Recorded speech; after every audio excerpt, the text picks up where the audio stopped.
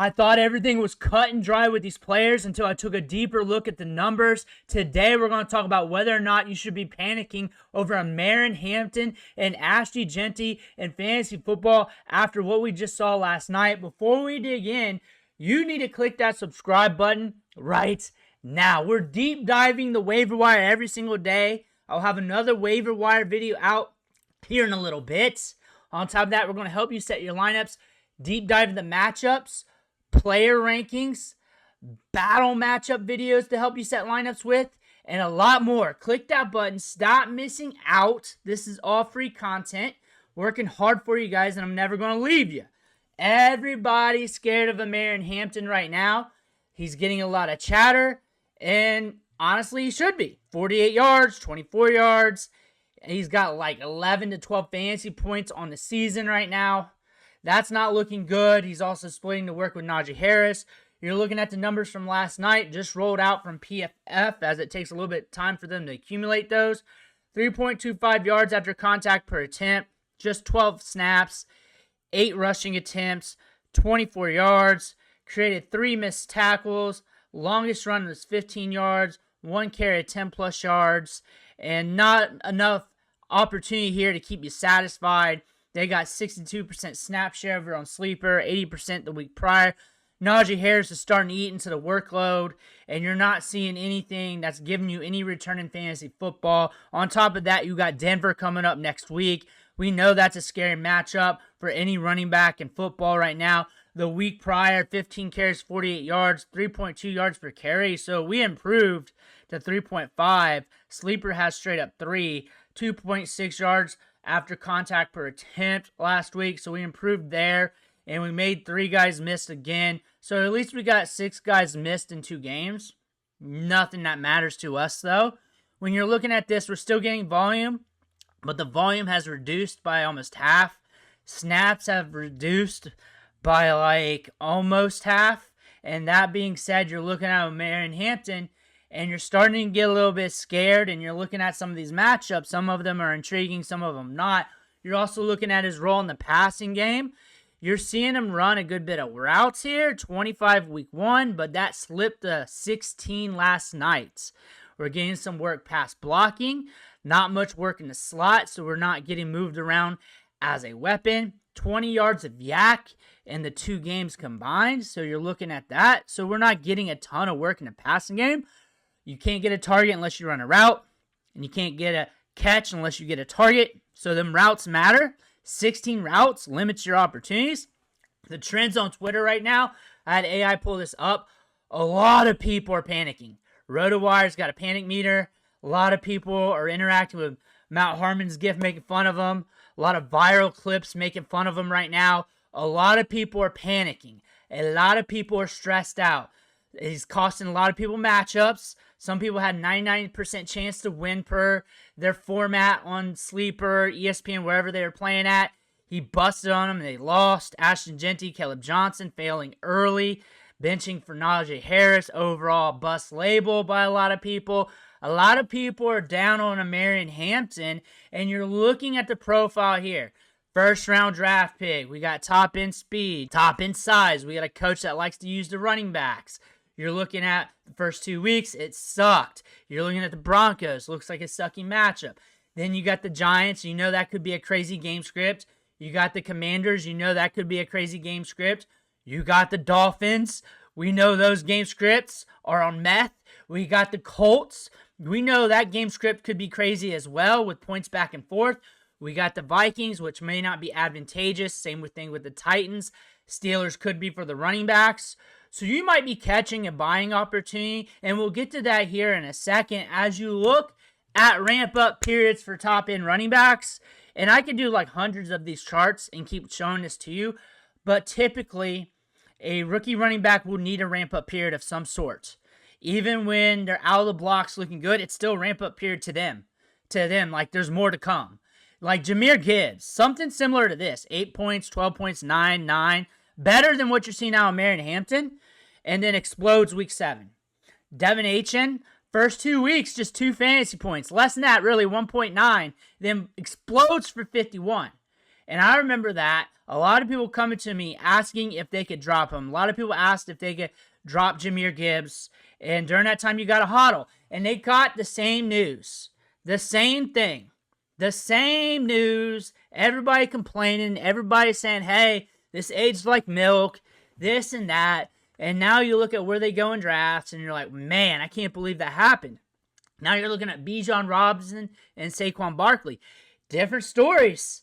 Different stories for sure. Different ramp-ups as well. When you think about that and you look at those two running backs versus Omarion Hampton, the one thing I can definitely tell you, both of them were decorated running back prospects early in the process. Very early. Like early in their collegiate careers. Bijan in high school. In high school, we were waiting for him to come out for the draft. That's the type of prospect he was. So when they're super decorated prospects, they go in the first round, they got the production profile, everything's looking good. More than likely, their ramp-ups are probably like this. You're looking at Jahmyr Gibbs. Now, his college profile is actually pretty solid. Started his career at Georgia Tech, goes to Alabama, looks good with both programs. But like when it comes to consensus, market opinion of drafters, mock drafters, NFL draft analysis, there was skepticism with Jahmyr Gibbs, way less than there was with Bijan and Saquon. And you did get a little bit of a ramp up before he started to hit hard. And he's more consistent now than what he was when he was younger. And then Devin Achin, similar light. Similar light goes a little bit later in the draft in the second round. But now you're looking at Omarion Hampton. He did not really catch a lot of buzz till middle of his 2024 season. Part of that North Carolina, just not being on TV as much, but still didn't really catch that big draft buzz with the draft community. So my big thing is, when you draft rookies, you got to know what you're getting into. You got to know what you're getting into. He might be fine. He might be just fine. He might be where you want him, actually, because this should be expected some sort of a ramp up. Like, you got to give rookies grace. I always say that. I say that a million times. I said that a million times throughout the offseason. You do not deserve that rookie if you're willing to drop them willy-nilly early. You do not deserve that. You could have went some other direction. If you're not going to be patient the first 4 to 6 weeks of the season, knowing that's in the range of outcomes, don't draft that rookie. Just don't do it, no matter how good they are, because more than likely there's some sort of ramp-up period. Now, that could have got you out of Bijan Robinson, Saquon, but also, like, how you're handling the game would have got you dropping Devin Achin, Jahmyr Gibbs, many other running back prospects. Same thing here with Ashton Jeanty. Ashton Jeanty, 7 fantasy points, 12 the week prior, and we told you in the videos, like, hey, Derrick Henry's a value here. He's going to second round to underdog right now. I think he's a safe play. Wasn't this week, but it was the Browns matchup. You'll learn more about the Browns defense as we get deeper into the season. That's a nasty matchup. And on top of that, you got Devin Achin himself going behind Ashton Jeanty. Everybody was trying to get too cute. Trying to get too cute, not fixing in the rookie ramp-up period. But the light at the end of the tunnel here, with a freight train looking right at us in the face, is that he's getting a lot of workload still. He's not losing it or sharing it. 11 rushing attempts last night. It was a broken game script. It's not calling for him to get a lot of carries. Created 4 missed tackles, 3.64 yards after contact per attempt. Sure, 3.9 yards per carry. I can definitely see the volume sticking with him. Like, you're not going to take Zamir White out there and let him get more carries, trying to get cute. That's not going to happen. He's going to keep getting work and get opportunities. He can still volume into fantasy production. The week prior, he did that. 2.0 yards per carry and a touchdown on 19 rushing attempts. 2.32 yards after contact per attempt. 4 missed tackles. Not too bad. We're running a fair amount of routes still. 40 routes on the season. 22 week 1. 18 last night. Not sitting back and pass blocking too much, so we're getting opportunities. Yesterday, we had 20 yards after the catch, 6.7 yards after the catch per reception, which is fine. Not getting too much work in the slot. We're not moving them around, but you got Brock Bowers there as well. So you are a very creative offense here with the Raiders. And the complaints here, they're calling him bust. They're saying he's too small, can't find lanes. I regret drafting him. He might just be a bust.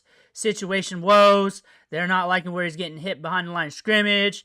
They're calling out all this stuff, but they're not calling out like rookie ramp-ups, being patient. They're not taking ownership of, hey, I should have been aware of this, that running backs, all rookies, they need time to ramp up. They need time to season, maybe even a year. Maybe it's next year. Maybe it's half the year. That's in the realm of possibilities. You took the fact of the realm of possibilities out of the equation, and you had lofty expectations. Same thing with Marvin Harrison Jr. last year. That's something to pay attention to. Ashton Jeanty is still getting used to the speed of the NFL. You think?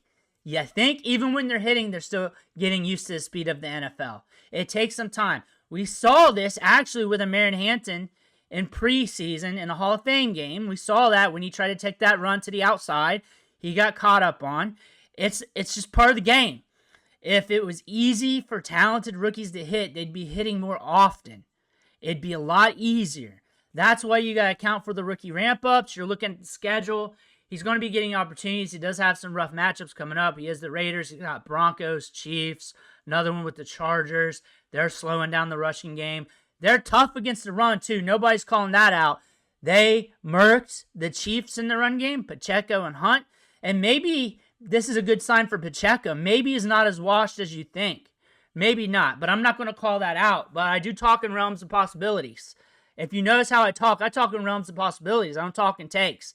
I give you the pie and you just pick your slice. And that's really how it should be, because that's analysis. If not, I'm giving you pick'ems. I'm giving you like takes. I'm being just Alex Jones with fantasy football. 5'8", 211 pounds, drafted at 106. He's going to keep getting the touches. He's got the size, contact balance. He's got the production. But again, going back to this, rookie ramp-ups. Rookie ramp-ups are a real thing. I don't want to go deep into this again. We know about Gibbs, HN, and many other running backs.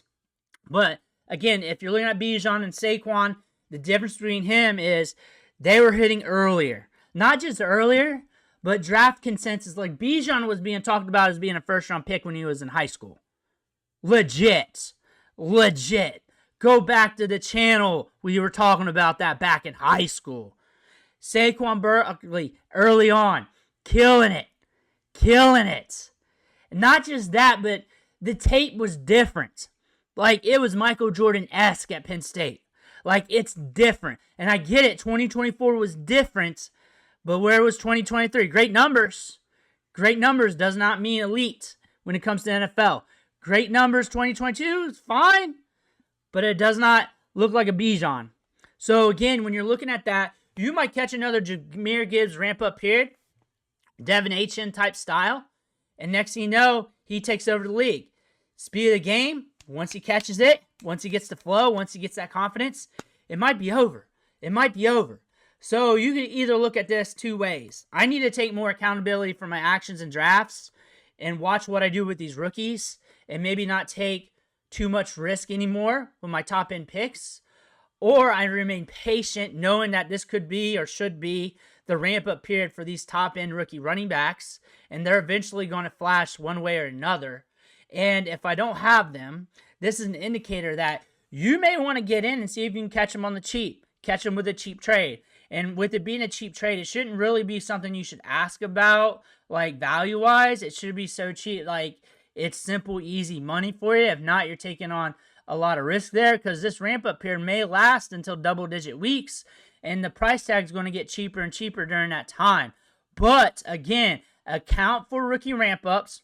People need to take more ownership for their picks and looking at the realm of possibilities instead of just narrow-focused drafting and looking at the range of outcomes and not fade guys like Derrick Henry, Devin Achane, the veterans that are getting you there when you got a shiny object there that's high-priced. And if you're going to draft that rookie at high price, you better know that you're going to be waiting for a little bit. It's the same story. It's told every year. It is told every year. And sometimes it takes another year before they start to flash. Let me know what you think in the comments below. I want to hear about that. Make sure you hit that subscribe button on the way out. One thing for watching. Catch you on the next video.